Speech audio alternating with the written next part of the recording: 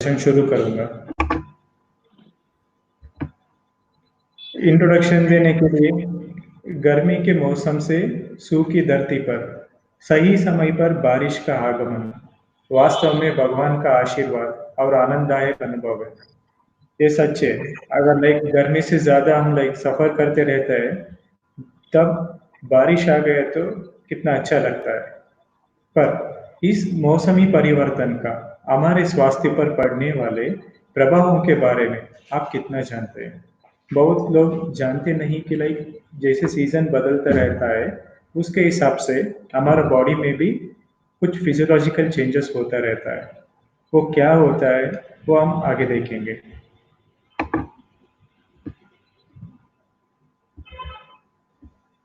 अभी सोचने वाली बात है क्योंकि ये सीजन यानी कि ये जलवायु का परिवर्तन कुछ लोगों के स्वास्थ्य के लिए अच्छा होता है और कुछ लोगों के लिए अच्छा नहीं होता है। कभी लाइक बारिश आ गया तो जिनको भी लाइक ये गर्मी से प्रॉब्लम हो रहा था उनके लिए अच्छा होता है।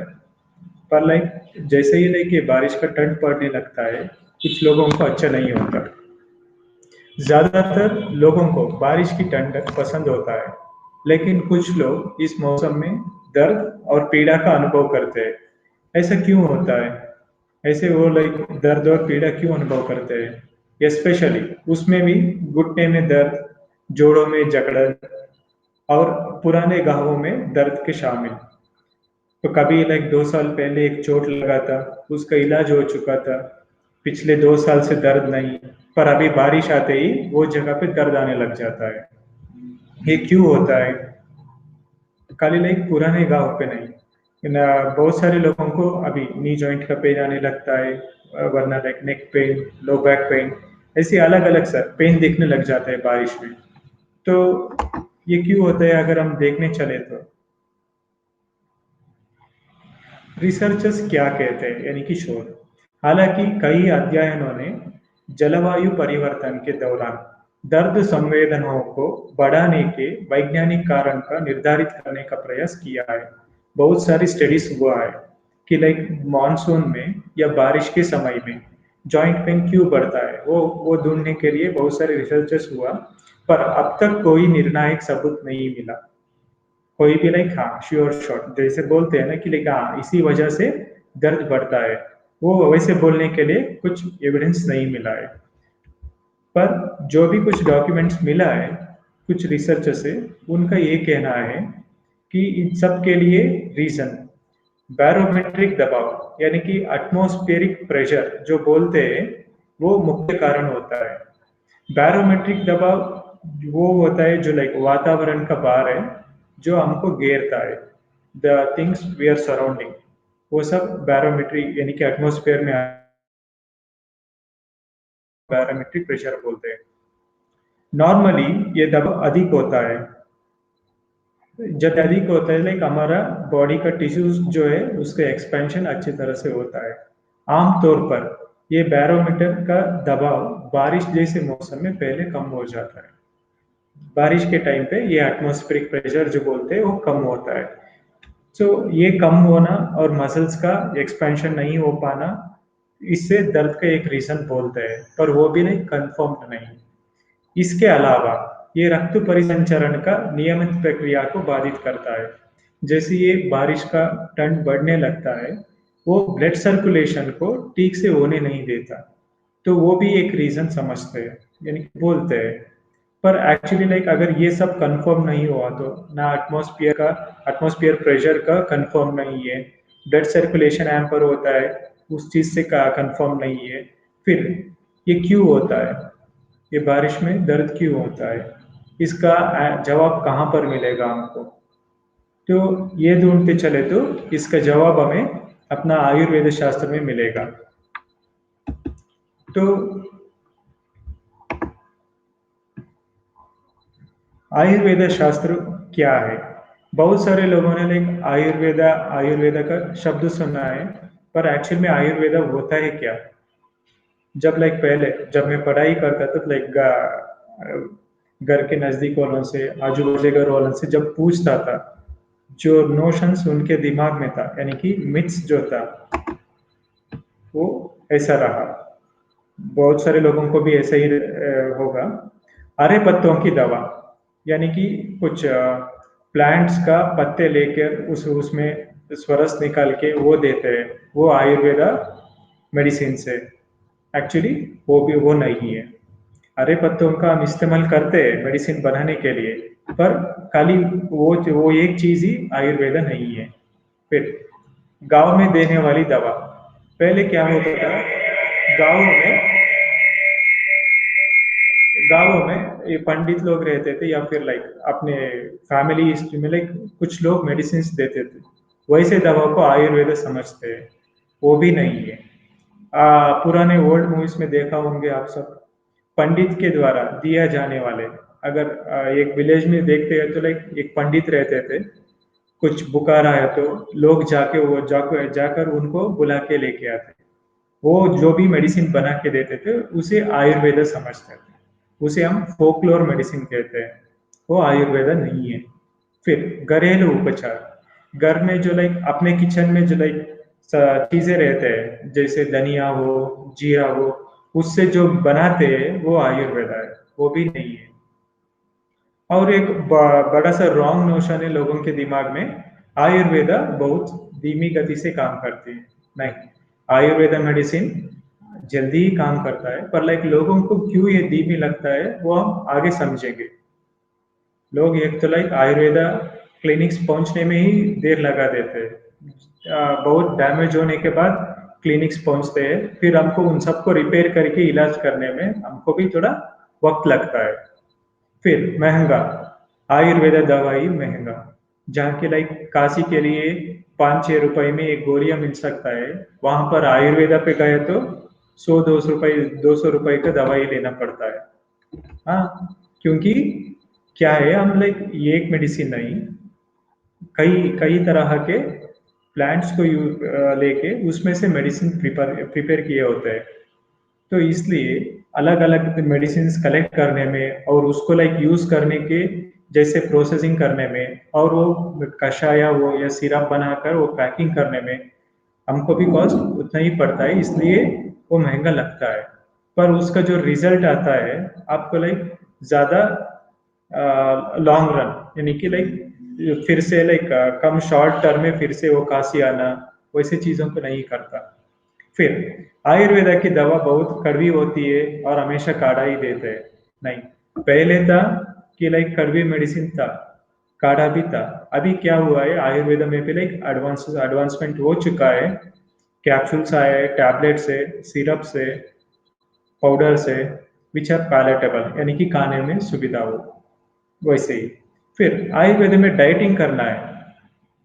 डाइटिंग का कॉन्सेप्ट का एक बहुत मिसअंडरस्टैंडिंग है लोगों के दिमाग में। डाइटिंग मतलब गंजी पीने के लिए बोलते हैं, वैसे नहीं है। डाइट मतलब इधर हम पत्तियों बोलते हैं। जो भी लाइक बुखार हो या जो भी लाइक कंडीशन हो, उस कंडीशन के लिए जो अच्छा होता है वो खाने के लिए हम सजेस्ट करते हैं, उसे हम पथ्य कहते हैं। लोगों के दिमाग में क्या होता है ना, नहीं हर एक चीज में गंजी ही बोलते हैं, वैसे नहीं है। अच्छे से खाने भी हम बोलते हैं, जो लाइक हेल्दी फूड बोलते हैं वो भी हम सजेस्ट करते हैं।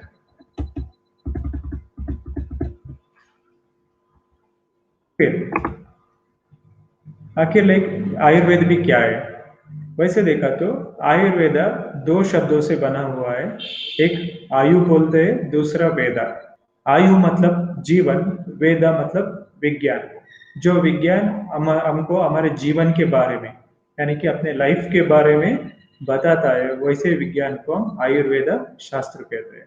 इस शास्त्र में क्या क्या है, वैसे देखेंगे तो हितायु, हितायु, सुखायु और दुखायु, जैसे चार चीजें बोला गया है। हितायु मतलब अपने आयु, यानी कि अपने जीवन के लिए जो चीज हित है वो उसे हितायु बोलते हैं। जो अहित है, जो अब हमारे लिए हित नहीं होता है। सुखायु जो हमारे लिए खुशी लेके आता है। इधर खुशी मतलब दूसरी तरह का खुशी नहीं है, जब मनुष्य स्वस्थ होता है। एक आदमी अगर स्वस्थ रहता है तो उसको लाइक कोई भी पीड़ा या दर्द नहीं होता, उस कंडीशन को सुख बोलते हैं। फिर दुख आयु, दुख आयु लाइक जिस चीज से हमको लाइक दर्द होता है या पीड़ा होता है, कोई भी लाइक डिजीज आता है, तो उसको अवॉइड करने के लिए क्या करना चाहिए, वो सब आयुर्वेद शास्त्र में बताया गया है।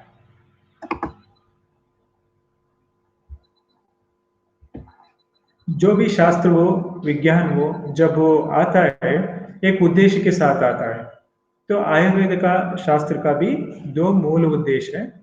एक स्वस्थस्य स्वास्थ्य रक्षण बोलते हैं पहला वाला, जो अभी एक स्वस्थ मनुष्य होता है उसका स्वास्थ्य का परिरक्षण करना, यानी कि वो उसको कैसे लाइक एक डिजीज कंडीशन से बचा सकते हैं, उस चीज पे ध्यान रखना। और दूसरी चीजें आतुरस्य विकार प्रशमना, अभी एक को लाइक डिजीज आ चुका है उसको हम कैसे इलाज करें उसके बारे में बताने वाला, ये दो चीज मूल उद्देश्य है। तो ये उद्देश्य साबित करने के लिए हमको लाइक क्या टूल्स है, ये कैसे कर पाते हैं आयुर्वेद में, तो वैसे देखेंगे तो तीन तरह का चिकित्सा होता है, तीन तरह का। एक तो प्रिवेंटिव ट्रीटमेंट्स, यानी कि प्रिवेंशन ट्रीटमेंट बोलते हैं। दूसरा क्यूरेटिव ट्रीटमेंट्स, ऑलरेडी ये कंडीशन आ गया तो उसको ट्रीटमेंट करने के लिए जो जो चिकित्सा मेथोडोलॉजी हम अप्लाई करते हैं उसे क्यूरेटिव ट्रीटमेंट्स बोलते हैं। और तीसरा प्रोमोटिव ट्रीटमेंट्स, अभी जो स्वास्थ्य हमारे पास है उसको नेक्स्ट लेवल पे प्रमोट करना, इसे ही हम रिजुवनेशन ट्रीटमेंट्स भी बोलते हैं। इसमें रसायन, वाजीकरण, वैसे चिकित्सा आता है। ये क्यों चाहिए? अभी आज मैं लाइक अपने इस उम्र में लाइक हेल्दी हूँ, आगे 10 साल भी कुछ डिसीज नहीं होता, पर लाइक बॉडी अपना नॉर्मल कंडीशन में नहीं रहता। जैसे एज होता है अपना टिश्यूज का कैपेसिटी भी कम होता रहता है, उतना एनर्जी में नहीं रहता, तो उसको एनर्जी बढ़ाने के लिए हम प्रोमोटिव ट्रीटमेंट्स बोलते हैं। ये तीन सेगमेंट पकड़ के हम ये जो मूल उद्देश्य है स्वस्थ से स्वास्थ्य रक्षण आतुर से विकार प्रशमन, हम वो चीज को अचीव कर सकते हैं।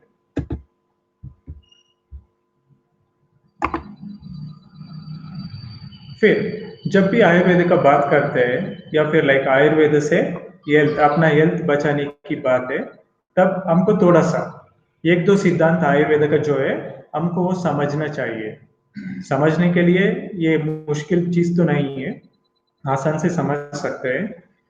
वो है पंचमहाभूत और त्रिदोष सिद्धांत। पंचमहाभूत सबने सुना होगा कि लाइक पृथ्वी, जला, अग्नि, वायु, आकाश, ये पांच को हम पंचमहाभूत बोलते हैं। जो भी संसार है, जगत बोलते हैं, जो भी चीज है वो सब इन पंचमहाभूतों से ही बना हुआ है। सो इसी पंचमहाभूत के कॉम्बिनेशन से ही हमारे शरीर में तीन दोषा है, जो वात, पित्त, कफ बोलते हैं, वो तीनों दोषा बना हुआ है।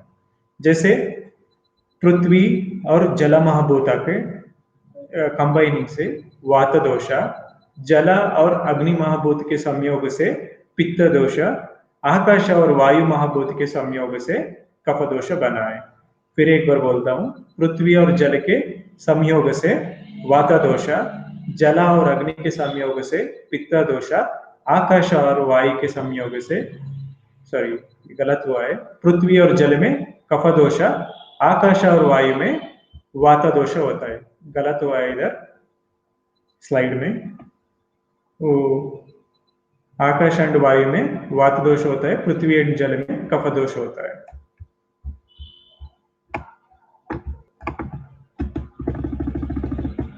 फिर आगे देखेंगे तो ये तीनों दोषों जो है वात, पित्त, कफ, अपने अंदर कई गुणा से 7-8 गुण है, उसमें से हमको जो लाइक हम समझ सकते हैं वो मेजरली ये 4 गुण है। वात में रूक्षा यानी कि ड्राइनेस जो लेके आता है वो, शीता कोल्ड जो बोलते हैं वही, लघु यानी कि लघुत्व लाइटनेस जो बॉडी में लेके आता है वो, चला गुणा, चला गुणा मतलब शरीर का मूवमेंट के लिए जो हेल्पफुल होता है वो चला गुणा है, ये वात दोष का गुण है।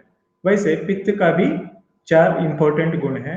एक स्नेह, स्नेह मतलब ऑयलीनेस होता है, उष्ण थोड़ा वार्म होता है या फिर लाइक हॉटनेस होता है उसमें, तीक्ष्ण, तीक्ष्ण मतलब पेनिट्रेटिंग, जैसे अभी मिर्ची, मिर्ची बोलते हैं हम तीक्ष्ण होते हैं, तीक्ष्ण होता है। फिर द्रवा फ्लूइड होता है।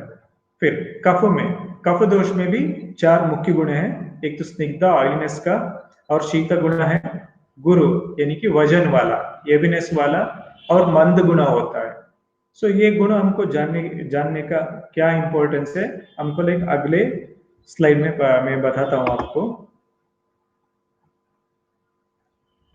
और एक सिद्धांत है सामान्य विशेष सिद्धांत। ये सामान्य विशेष सिद्धांत खाली आयुर्वेद शास्त्र के लिए ही नहीं, हमारे लाइक डेली रूटीन में हमको किसी लाइक डाइट का प्लान करना हो, तो अपना लाइफस्टाइल को बनाना हो, तो ये सिद्धांत बहुत इंपॉर्टेंट है, इसलिए आपको भी ये समझना चाहिए। सामान्य विशेष सिद्धांत है जो सामान्य है, यानी कि सिमिलर ऑब्जेक्ट्स को अगर एक साथ में लेके आओगे तो लाइक उसका काउंट बढ़ जाता है। जैसे उसमें भी 3 वैरायटी का है, द्रव्य सामान्य, गुण सामान्य एंड कर्म सामान्य बोलते हैं। जैसे द्रव्य सामान्य, अभी नरम पानी है, नरम पानी में अगर आप गर्म पानी डालेंगे, ऑलरेडी नरम पानी थोड़ा सा उष्ण था उसमें से, अभी गर्म पानी डाल दिए तो ज्यादा उष्ण हुआ, तो उसे बोलते हैं हम सामान्य, यानी कि similar thing will increase it, उसे सामान्य बोलते हैं। विशेष, विशेष मतलब ऑपोजिट होता है। अभी उसी नरम पानी में अगर ठंडा पानी डाल दिए तो उसमें भी जो लाइक टेम्परेचर था वो टेम्परेचर भी कम हो जाएगा, नॉर्मल हो सकता है या पूरा कम हो सकता है, उसे विशेष बोलते हैं।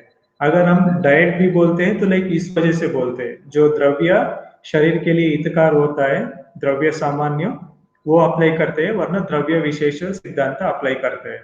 वैसे गुण का भी, गुण का उपयोग यानी कि वो भोजन हो या फिर लाइक दवा हो, उसमें वो गुण होता है। फॉर एग्जाम्पल देने के लिए, अगर हाथ में कहीं जलन लगा अग्नि के संपर्क में आने के बाद, वो जलता है, जब वो जल रहा होता है हम घी डालते हैं, जैसे घी डालते हैं घी के अंदर जो शीत गुण होता है वो इस जलने वाला उष्ण गुणों को कम करता है, यानी कि उष्ण का अपोजिट शीत गुण हमने लगाया तो वो जलन कम हो गया, इसे विशेष गुण बोलते हैं। वैसे ही कर्म सामान्य एंड कर्म विशेष बोलते हैं। जैसे हम घूमने जाते हैं, कभी ट्रैकिंग जाते हैं, या फिर लाइक बहुत दिनों के बाद जिम चले जाते हैं, तो अचानक क्या हुआ, हमारा कर्म यानी कि हमारा एक्टिविटीज, बॉडी एक्टिविटीज जब ज्यादा हो जाता है तब वात दोष बढ़ जाता है, उसके वजह में क्या होता है, पेन आने लगता है। उसके लिए क्या करना है, वात को कम करने वाला रेस्ट, यानी कि रेस्ट किए तो वो कम हो जाता है। तो हम जो खाना खाते हैं वो द्रव्य होता है, उस खाने के अंदर जो गुण होते हैं वो गुण होते हैं, और हम जो एक्टिविटीज करते हैं उसे कर्म कहते हैं। तो ये चीज समझ लिया तो लाइक आपको पता चलेगा क्यों है। अगर आपको एसिडिटी हो रहा है तो एसिडिटी में क्या होता है, पित्त बढ़ा है ऐसा बोलते हैं। पित्त का क्या गुण था, आपने पिछले स्लाइड्स में देखा है कि उसमें उष्ण और तीक्ष्ण गुण था। अगर चाय है, चाय भी उष्ण और तीक्ष्ण होता है, हमने चाय पिया जो एसिड था वो बढ़ गया, यानी कि वो पित्त बढ़ गया, ये इसे बोलते हैं सामान्य सिद्धांत। अभी उसी एसिड कंडीशन में अगर हमने ठंडा बनने वाला जैसे नारियल का पानी पिया तो लाइक वो उष्ण और तीक्ष्ण पित्त का था वो कम हो गया, इसे बोलते हैं विशेषा, ये सामान्य विशेषा सिद्धांत बोलते हैं।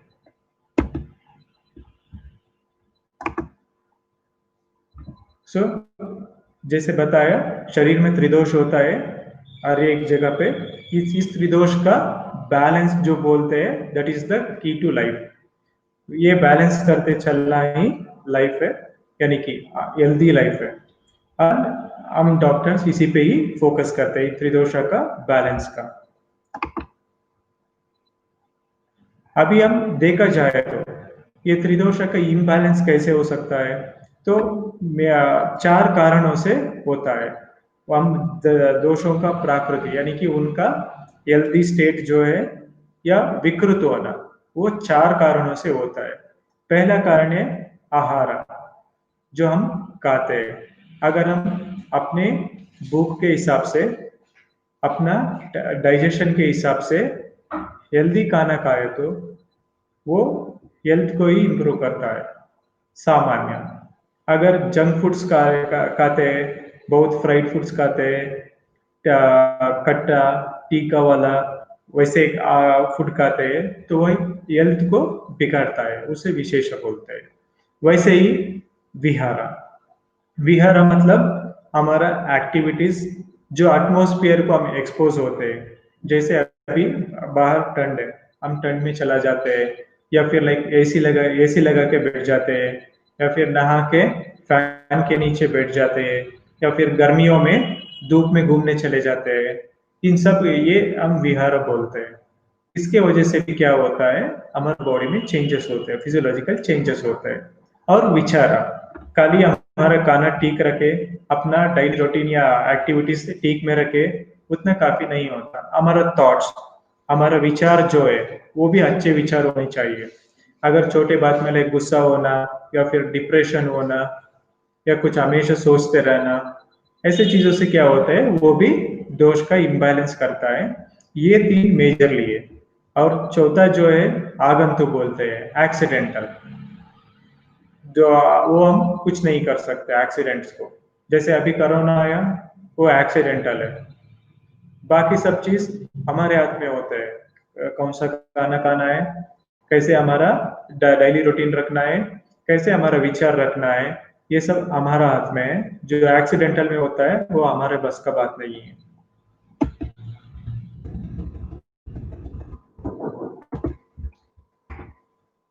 तो अभी आगे देखेंगे,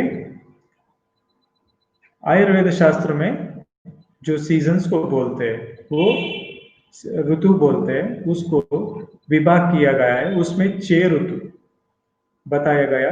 पहले शिशिरा, शिशिरा मतलब विंटर, सर्दी का समय। नेक्स्ट वसंत बोलते हैं, वसंत ऋतु, जो मार्च में आता है, मिड मार्च से आता है। फिर ग्रीष्म ऋतु बोलते हैं उसे, गर्मी और समर सीजन जो है वो है। नेक्स्ट उसके बाद वर्षा या बारिश का मौसम आता है। बारिश का मौसम खत्म होने के बाद शरद का, कभी पतझड़ बोलते हैं, यानी कि पेड़ों से पत्ते तब गिरने लगता है। फिर उसके बाद हेमंत ऋतु बोलते हैं, जो अर्ली विंटर कहते हैं। ये 6 ऋतु बता चुके हैं। इस ऋतु का असर बॉडी में होता रहता है, क्योंकि सामान्य विशेष सिद्धांत मैंने पहले ही बताया। अगर गर्मी में जाके आप खड़े होंगे, तो उधर वो गर्मी का उष्ण गुण जो है अपने शरीर में, जो पित्त गुण का उष्णता है उसको बढ़ाता है, उसके बदले में पित्त बढ़ जाता है। अभी ठंड में जाके हम खड़े हो जाएंगे, तो बाहर ठंड है, हमारे शरीर के अंदर वो शीत गुण वाला वात भी है और कफ भी है। किसी को वाता बढ़ सकता है, किसी को कफ बढ़ सकता है। तो अभी बारिश का मौसम जो है, इसमें जो लाइक जॉइंट पेन होता है, उसका कारण अगर हम देखते जाएंगे तो बारिश से ही नहीं, उससे पिछले वाले सीजन से, यानी कि समर से शुरू होता है। समर से कैसे होता है वो अब मैं बताता हूँ। समर में क्या होता है, ग्रीष्म में सूर्य की किरणें शक्तिशाली और विनाशकारी लगती है। तब समर में सूर्य की किरण बहुत तेज होता है।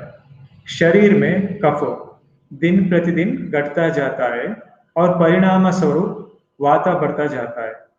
आपने थोड़ा ध्यान दिया होगा उधर, शरीर में वात और कफ का गुण जो है वो ऑपोजिट है। अगर कफ कम होगा तो वाता बढ़ेगा, वाता कम होगा तो कफ बढ़ेगा, वैसे है। तो जब कफ कम होता जाता है गर्मी में, तो उस टाइम पे गर्मी में हमको नमकीन या खट्टे पदार्थों का उपयोग अति अधिक से नहीं करना चाहिए। अभी लॉकडाउन था हमारा, समर में बहुत सारे लोग लाइक अच्छे अच्छे से खाना बना के खाया होगा घर में।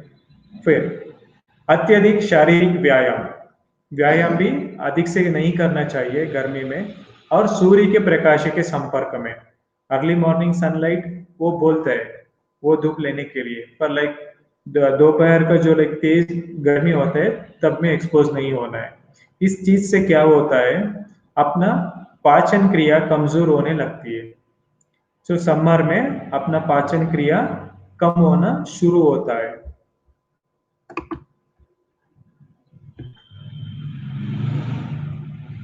समर में हमको कैसे खाना था, उसका आहार क्रम क्या था? मीठा खाना चाहिए था। मीठा यानी कि लाइक वो बेकरी में जो मिलता है वैसे वाला स्वीट्स नहीं है, घर में जैसे लाइक हलवा बनाते हैं वैसे वैसे मीठा वाला खाना चाहिए। हल्का भोजन, पचने में आसान हो, यानी कि अच्छे से पका हुआ चीज को खाना चाहिए। स्नेह युक्त भोजन, वैसे ही बताया, कफ कम होता जाएगा तो अपने शरीर के स्नेहांश यानी कि फैट का लेवल कम होता जाता है, तब इसलिए स्नेह थोड़ा सा खाने में घी मिला के खाना चाहिए था ग्रीष्म में। ठंडे और द्रव पदार्थ अच्छे से, ऑलरेडी लाइक ग्रीष्म की वजह से, तापमान की वजह से हमारा बॉडी में वाटर लेवल कम होता जा रहता है, डिहाइड्रेशन बोलते हैं उसे, रिहाइड्रेशन यानी कि अच्छे से द्रव पदार्थ पीना चाहिए था। ठंडे पानी में नहाने के बाद कॉर्नफ्लोर, कॉर्नफ्लोर ही क्यों, कॉर्नफ्लोर पानी में डाल के सत्तू के जैसे बना के लेना चाहिए था। पर ये सब चीज जो किया है उनको बारिश में ये जो लाइक अभी दर्द का बता रहे हैं वो आने में मुश्किल होता है। That can be prevented, preventive measure से है। अगर ये सब नहीं किया है तो ऑलरेडी ग्रीष्म की वजह से शरीर में वाता भी बढ़ने लगा है, पाचन क्रिया भी कम होने लगा है, थोड़ा रोगशत भी बढ़ गया। तो आगे आगे अभी प्रेजेंट सीजन में बारिश में क्या होता है? तीव्र गर्मी हमारे शरीर में पानी के स्तर को कम कर देती है। कब? ग्रीष्म ऋतु में। वो ग्रीष्म ऋतु में डिहाइड्रेशन होने के कारण से परिणाम स्वरूप स्नेहांश का नुकसान होता है। हमारे शरीर में जो स्नेहांश है उसका नुकसान होता है। उस वजह से शुष्कता या रुक्षता, ड्राइनेस हमारे शरीर के अंदर उत्पन्न होने लगता है। इस शुष्कता बारिश के ठंड के साथ, अभी जैसे बारिश गिरने लगा, मौसम थोड़ा ठंड होने लगा, ऑलरेडी शरीर के अंदर रुक्षता बना हुआ था गर्मी में, अभी वो रुक्षता और ये ठंड यानी कि शीतल दोनों मिल गया तो वाता बढ़ जाता है बारिश में। ये वाता जो बढ़ा हुआ विभिन्न प्रकार के दर्द यानी कि जोड़ों में दर्द, एंटेना जो स्टिफनेस बोलते हैं, कमर में दर्द उत्पन्न हो सकता है जब वाता बढ़ जाता है।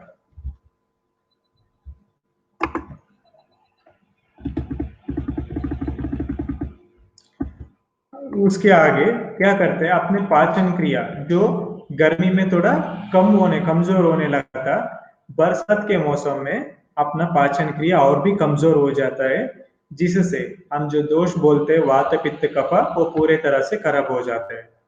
शरीर में ये दोष पानी से, घने बादलों से, ठंडी हवा से और ठंड से बढ़ जाते हैं। इन कारणों से ये दोष बढ़ जाते हैं। अगर ये एक दोष विकृत हुआ, जैसे वात दोष बढ़ जाते हैं करके मैंने बताया, एक दोष विकृत हुआ तो वो दूसरे दोष को खराब करता है और ऐसे दोषों को खराब करके कई तरह के बीमारियों का उत्पन्न करता है।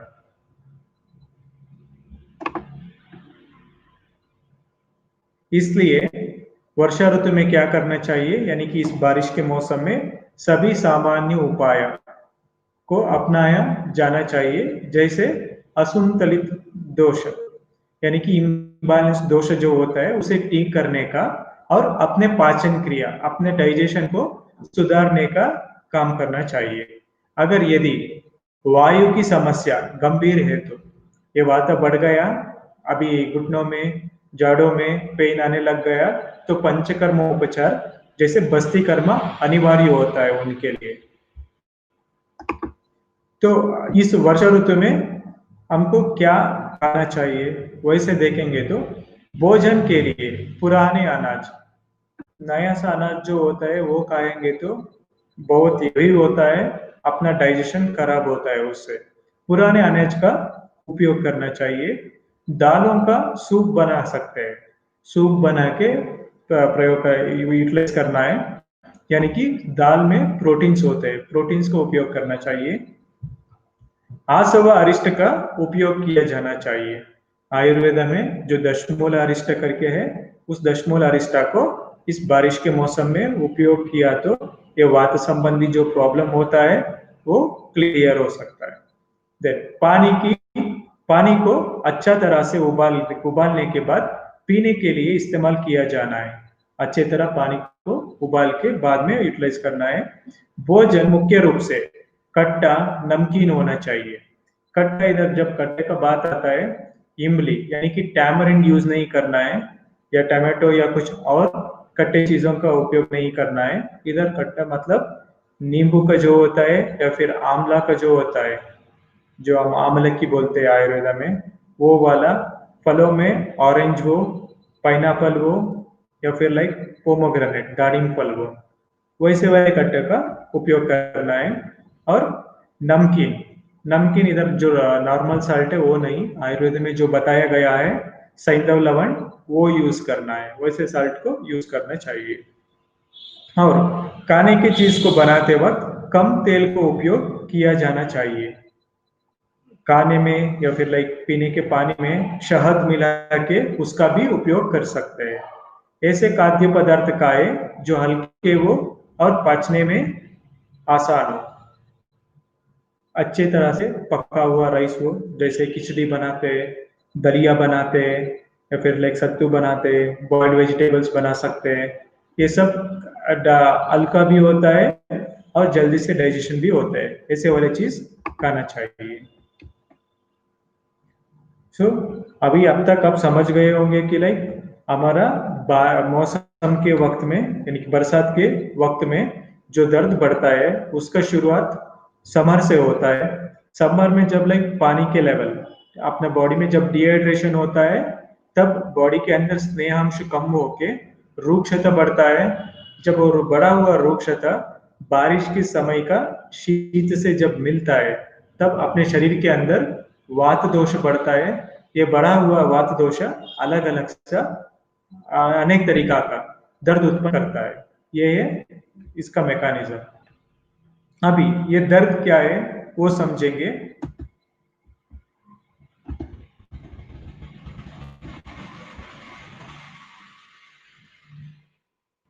पेन एक्चुअल में ये पेन क्या है, हमारे लिए अच्छा है या बुरा है? दर्द क्या है? वैसे देखा गया तो लाइक दर्द हमारे लिए अच्छा है, वो हेल्पफुल है हमारे लिए। वो कैसे हेल्प करता है मैं आपको बताता हूँ। दर्द एक असहज भावना है जो हमें बताती है। वो प्लेजेंट नहीं होता, किसी को दर्द से खुशी नहीं होता है, पर एक्चुअली दर्द दर्द जो है हमको इंफॉर्मेशन देने के लिए होता है कि हमारे शरीर में कुछ गलत हो रहा है या गलत हो गया है। अगर दर्द नहीं होता तो, महसूस नहीं होता तो हमको बहुत प्रॉब्लम हो सकता है। जैसे किसी लोगों को नर्वस टिश्यू का डिफॉर्मिटी हो तो उनको कुछ सेंसेशन नहीं होता है। तो ये दर्द का क्या उपयोग है? ये शरीर को प्रतिक्रिया देने, किसी भी रेस्पॉन्स देने के लिए हेल्प करता है, और शरीर को होने वाले या अधिक नुकसान को रोकने की सूचना देती है। कुछ हमारे शरीर के अंदर अभी पेट में दर्द हो रहा है, तो उसका मतलब कुछ तो प्रॉब्लम हो रहा है पेट के अंदर, इसलिए हमको दर्द का महसूस होता है। तो वो इंडिकेशन है, हमको वैसे समझना चाहिए। अगर दर्द समझ नहीं सकते तो क्या होता?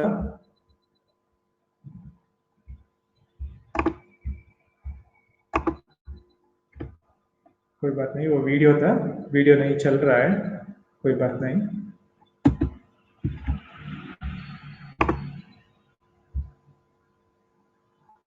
हाँ, दर्द दर्द का हमें कैसे पता चलता है? हमें दर्द हो रहा है, हमको वो कैसे पता चलता है? दर्द रिसेप्टर्स हमारा बॉडी में पूरा, दर्द रिसेप्टर्स यानी कि पेन रिसेप्टर्स कहते हैं, उस रिसेप्टर्स को नॉसिसेप्टर्स कहते हैं। यह शरीर के विभिन्न हिस्सों से मस्तिष्क को, यानी कि अपने ब्रेन को सिग्नल्स लेके चलता है।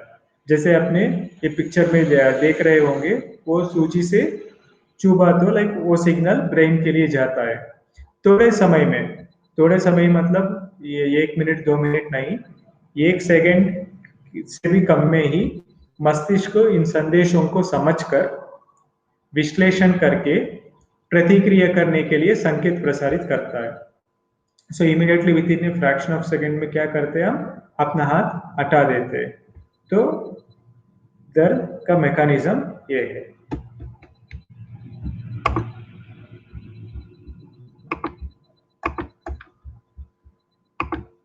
फिर जब दर्द का बात करते हैं इन मॉनसून में, तो पहले दिमाग में आता है आर्थराइटिस। आर्थराइटिस में मेजरली 3 तरीका बोलते हैं, osteoarthritis, rheumatoid arthritis and gouty arthritis करके। पर उसमें भी मेजरली ऑस्टियोआर्थराइटिस का प्रॉब्लम होता है। ये ऑस्टियोआर्थराइटिस क्या है, क्यों होता है, कौन समझेंगे। वो समझने के लिए हमको थोड़ा सा अपना नी जॉइंट का जो स्ट्रक्चर से वो पता रहना चाहिए। ये पिक्चर में दिखता होगा, नंबर 1 जो है वो पटेला बोलते हैं, उसे नी कैप कहते हैं। सेकंड नंबर 2 जो है उसे हम टेंडोन्स बोलते हैं। टेंडोन बोले तो लाइक हमारा मसल्स जो होता है उसको बोन को अटैच करने वाला जो चीज है उसे टेंडोन बोलते हैं, वो फाइब्रस होता है। तीसरा नंबर में जो है उसे हम लिगामेंट्स कहते हैं। लिगामेंट्स क्या करते हैं, एक बोन को दूसरे बोन से अटैच करके रखता है। जैसे हमारा थाई में एक बोन है और लेग में 2 बोन्स है, उसे अटैच करके रखने में वो हेल्प करता है। और फोर्थ जो है उसे हम कार्टिलेज कहते हैं, यानी कि बोन के एंड में रहता है, वो दूसरी जगह पे आराम से मूव होने के लिए हेल्प करता है। फिफ्थ जो है वो टिबिया बोलते हैं, यानी कि पाँव के बोन। कम से कम ये बेसिक स्ट्रक्चर हमें याद रहना चाहिए, क्योंकि किसमें प्रॉब्लम होता है उसके हिसाब से हमारा दर्द उतना दिन रहता है। अगर कई बार सुना होगा आप लोगों ने, लिगामेंट टेयर करके रिपोर्ट में आता है, जो तीसरे नंबर में है वो लिगामेंट है।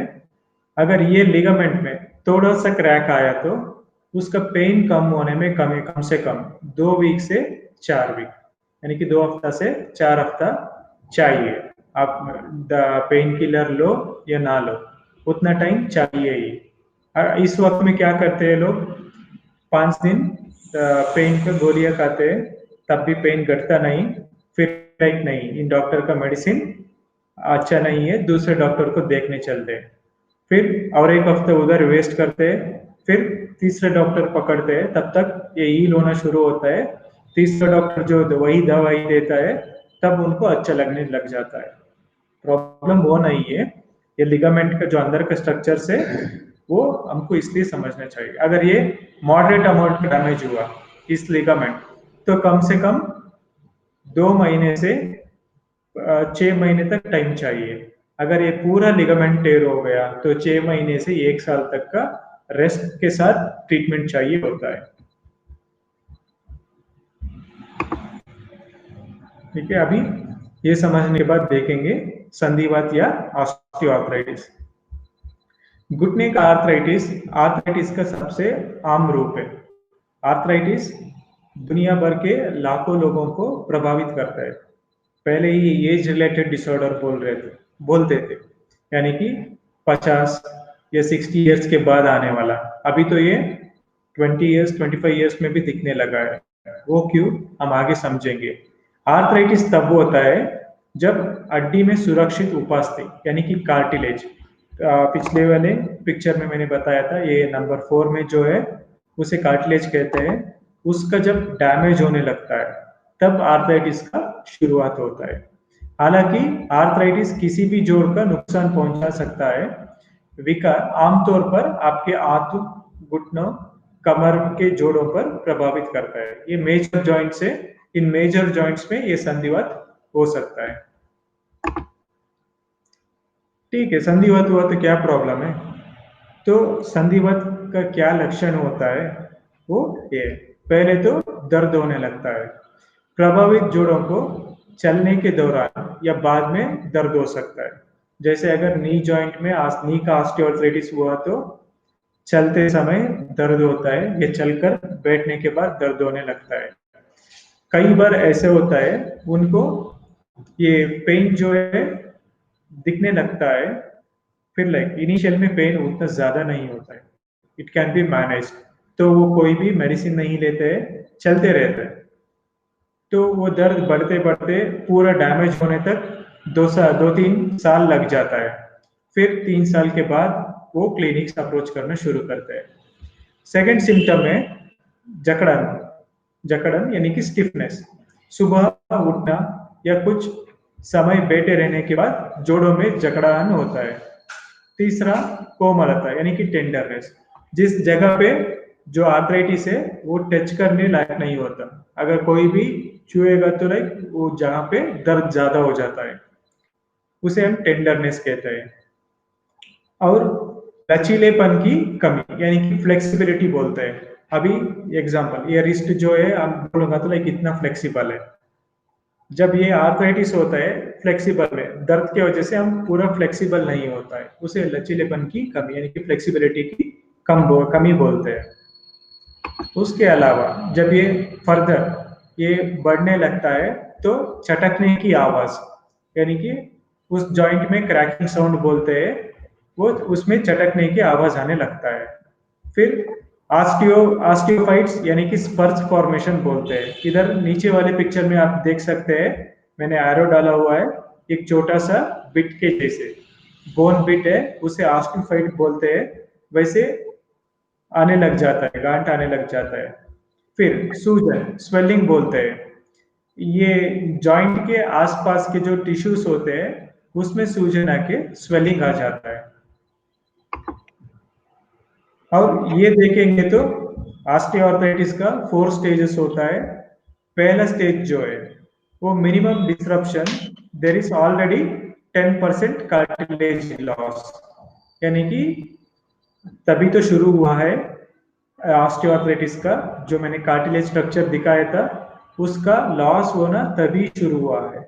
इसमें पेन ज्यादा नहीं रहता, इसलिए लोग क्या करते हैं इस स्टेज में डॉक्टर से जाके मिलते नहीं, बस कोई दवाई खुद मेडिकल शॉप से लेके खा लेते हैं, फिर अपने काम पे चले जाते हैं। फिर वो वैसे नेग्लेक्ट करते चलते जाते हैं, फिर ये सेकेंड स्टेज पे जाता है। कार्टिलेज और थोड़ा सा डिस्ट्रक्ट होता है, जॉइंट के बीच में जो ऊपर का लाइक ताई बोन का और नीचे लेग्स का बोन था, उस बीच में जो जॉइंट स्पेस था वो कम होने लगता है और छोटा छोटा सा ऑस्टियोफाइट फॉर्मेशन शुरू होता है। थर्ड स्टेज में क्या होता है, जॉइंट स्पेस जो कंप्लीटली कम हो जाता है, तब मूवमेंट्स को रिस्ट्रिक्शन होता है, तब जाके वो चटकने का आवाज आने लगता है जब ये एक बोन दूसरे बोन को टच होता है। इसमें ऑलरेडी कार्टिलेज डैमेज शुरू होने लग जाता है। अगर पेशेंट हमारे पास फर्स्ट स्टेज में आएंगे तो लाइक थोड़ा रेस्ट और कुछ मेडिसिन से वो क्लियर हो जाएगा। दूसरे स्टेज में आएंगे तो थोड़ा सा पंचकर्मा ट्रीटमेंट के साथ और मेडिसिन के साथ क्लियर हो सकता है। तीसरा स्टेज में आए तो हम कार्टिलेज का जो डैमेज हुआ है उसको पूरी तरह से पहले के जैसे नहीं बना सकते, पर उनका जो लाइक दर्द का कंडीशन है उसमें सुधार ले आ सकते हैं।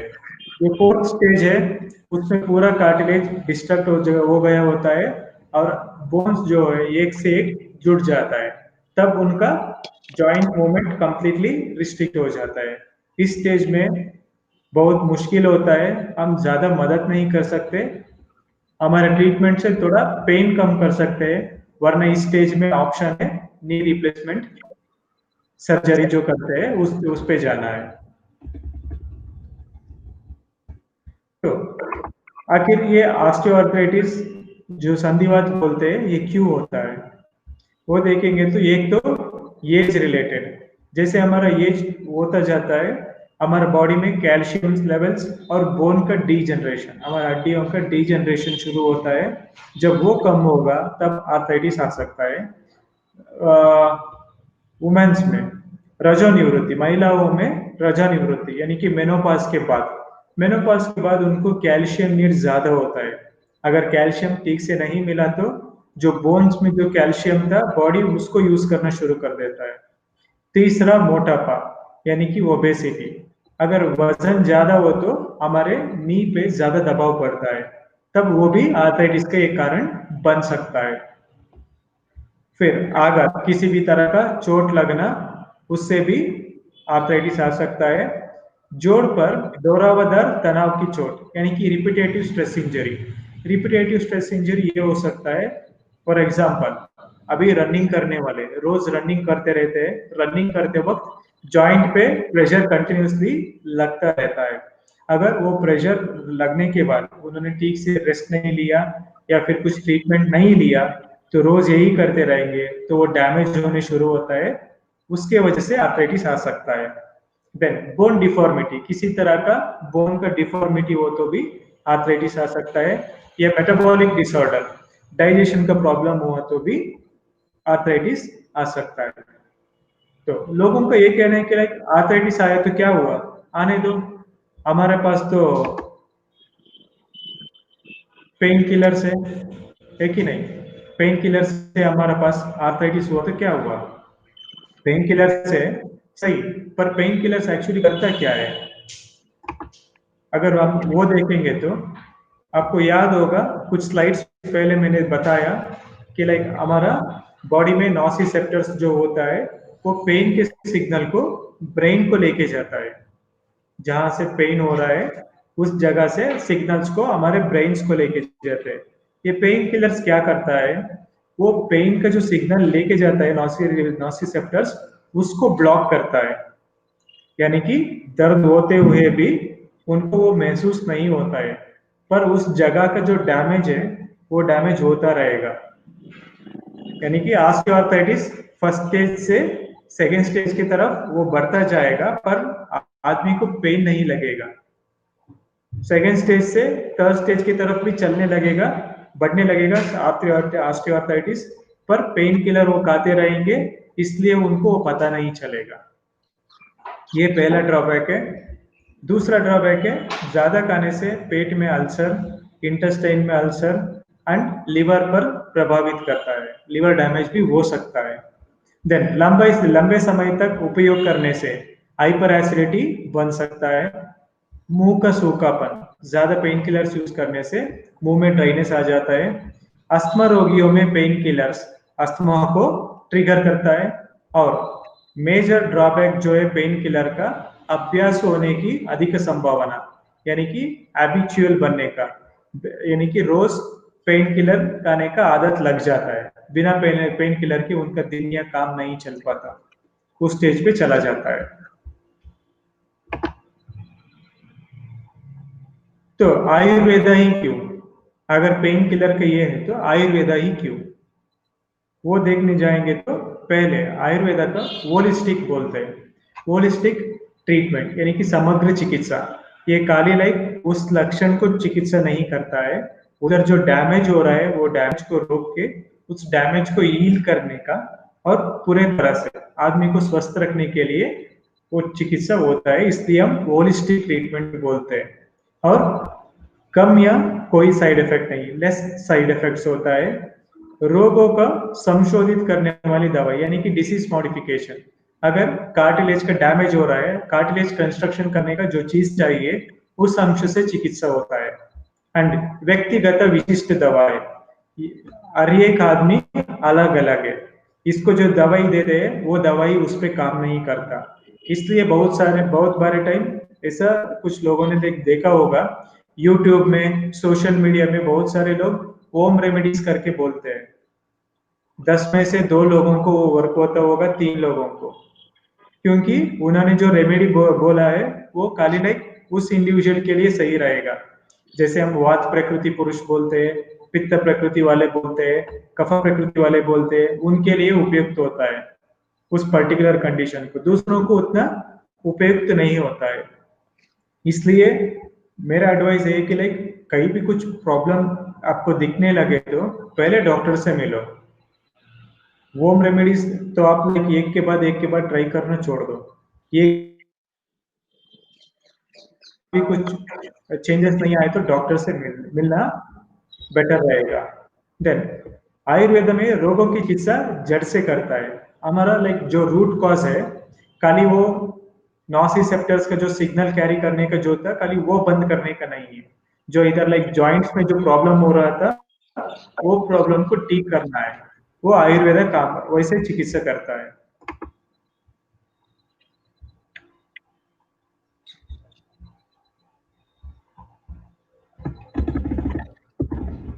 फिर क्या करना है, अगर ऑस्टियोआर्थराइटिस से इलाज होना है या फिर लाइक बचना है तो क्या करना है। यदि एसिडिटी और अपच की समस्या यानी कि इंडाइजेशन प्रॉब्लम हो तो पहले वो ठीक करना है। हड्डियों के स्वास्थ्य रखने के लिए कैल्शियम बहुत ही आवश्यक है, इसलिए कैल्शियम सप्लीमेंट्स लेना चाहिए। कैल्शियम सप्लीमेंट्स लेने के लिए भी अपना डाइजेशन ठीक से रहना है। अगर डाइजेशन ठीक से नहीं हो रहा है, अगर आप कैल्शियम तब लोगे तो वो कैल्शियम शरीर के लिए यूजफुल नहीं होता, क्योंकि वो डाइजेशन ठीक से नहीं होता है।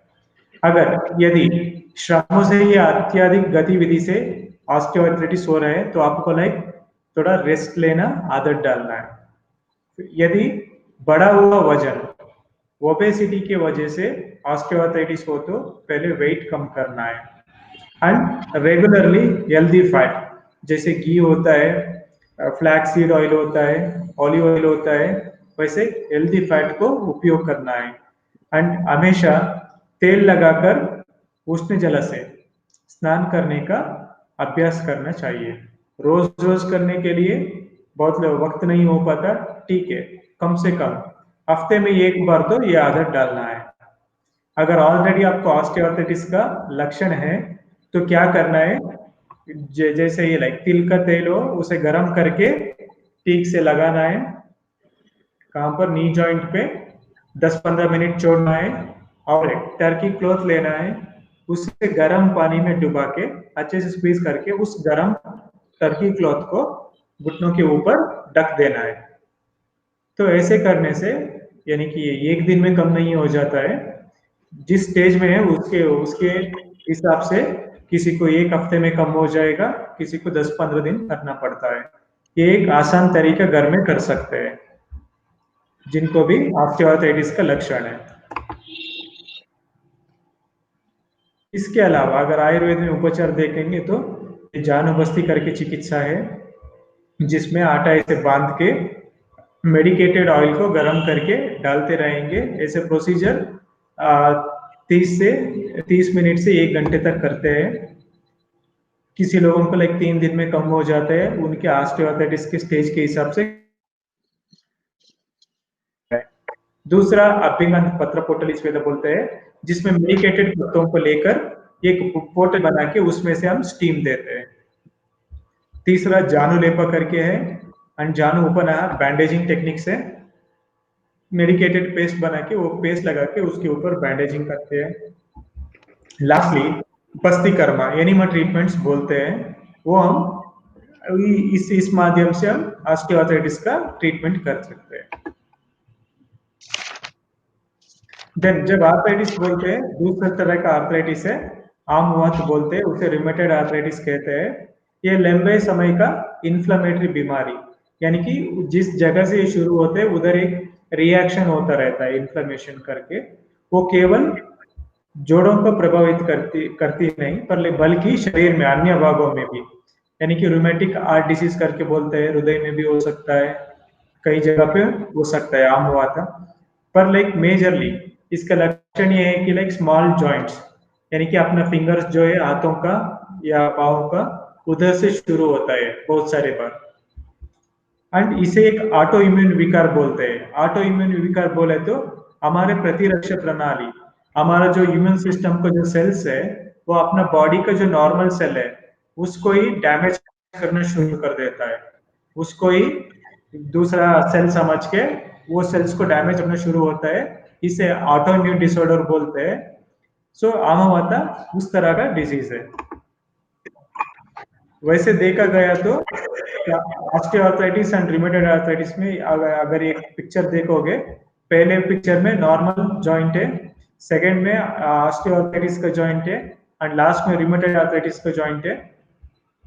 ऑस्टियोआर्थराइटिस में क्या होता है, जो कार्टिलेज था खाली वो डैमेज होते लक्षण आने लगता है, पेन आना, सूजन, स्वेलिंग आना, वो। पर रिमेटेड आर्थराइटिस में खाली कार्टिलेज नहीं, पूरा हड्डियों का डैमेज होने लग जाता है। तो इसलिए रिमेटेड आर्थराइटिस को जितना जल्दी हमको लगता है उतना जल्दी चिकित्सा लेनी चाहिए रिमेटेड आर्थराइटिस के लिए। अलग अलग सा टेस्ट है, जैसे R A test, rheumatoid factor test करके करते हैं, सीआरपी करके कराते हैं। पर कई बार ऐसे होता है आर ए फैक्टर नेगेटिव रहते हुए भी सीआरपी जो टेस्ट करवाते हैं वो भी कम रहते हुए भी रिमेटेड आर्थराइटिस उनको होता है। इसलिए आयुर्वेद में आमवात बोलते हैं। इसका लक्षण देखे तो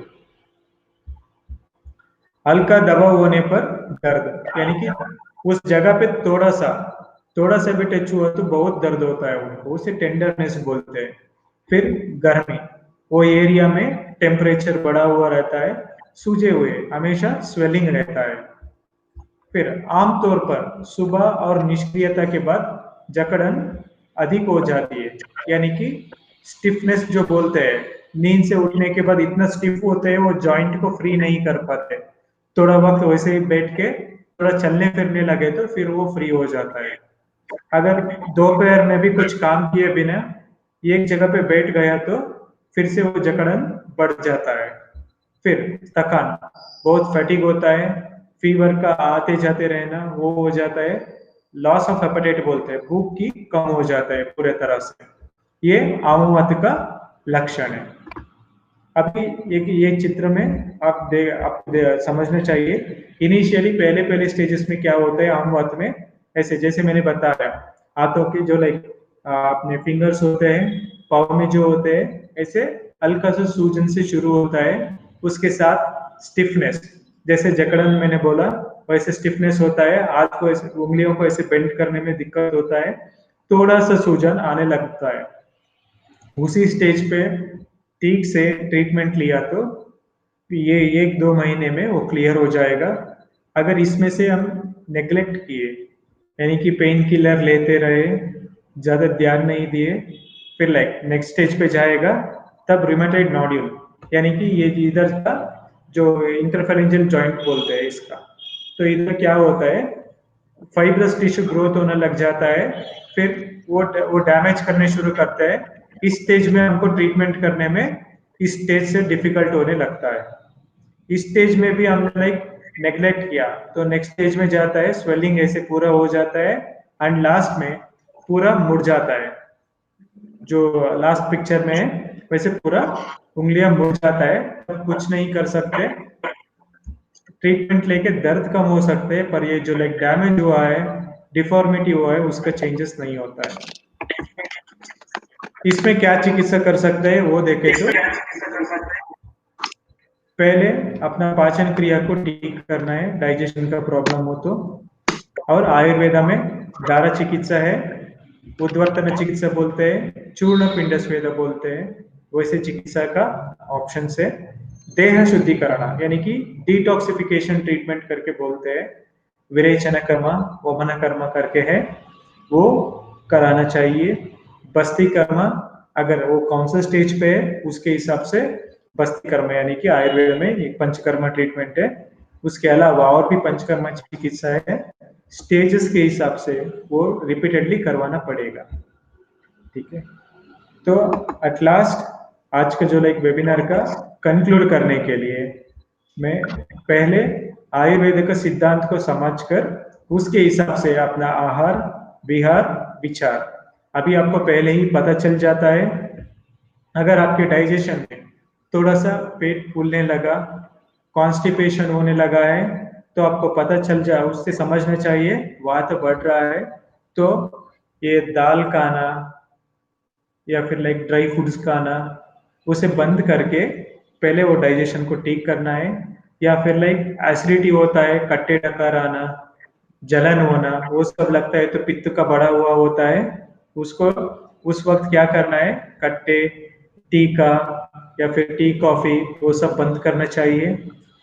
भूख बिल्कुल नहीं लगता है, थोड़ा सा भी खा लिया तो देह भारी भारी लगने लगता है, तो कफ का लक्षण होता है, उसके लिए ट्रीटमेंट अलग होता है।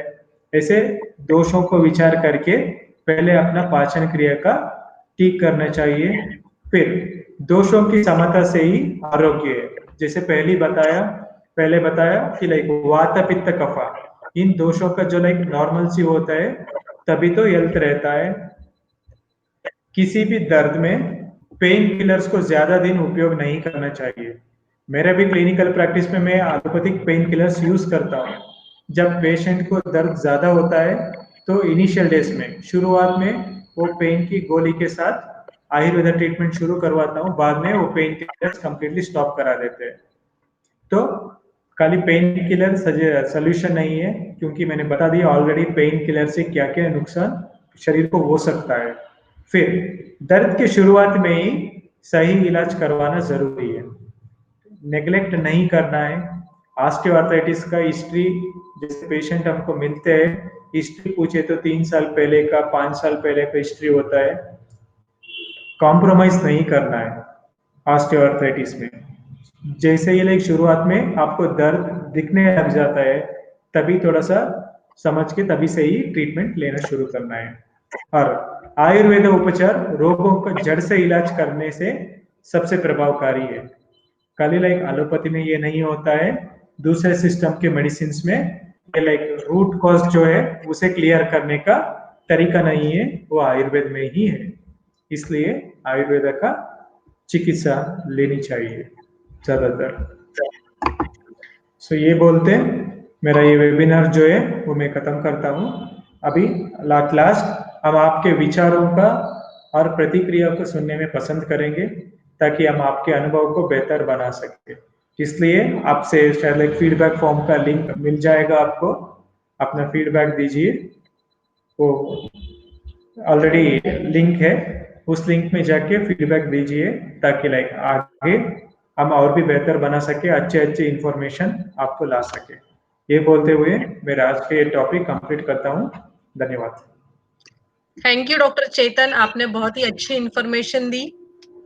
ने जैसे बोला कि फीडबैक फॉर्म, तो चैट में हमने फीडबैक फॉर्म का लिंक भेजा है, तो आप क्लिक करके उसको जल्दी से जल्दी हमें फीडबैक दे दीजिए। और हमारा नेक्स्ट वेबिनार का टॉपिक है revealing hypothyroidism from an Ayurveda perspective. So will meet on 19th July in the evening 6 PM। Once again thank you. और ये सब जो इन्फॉर्मेशन आपने दी है उसका एप्लीकेशन हम सब लोग करेंगे हमारे डे टू डे लाइफ में। So ending this webinar with monsoon rain. So thank you very much. Thank you.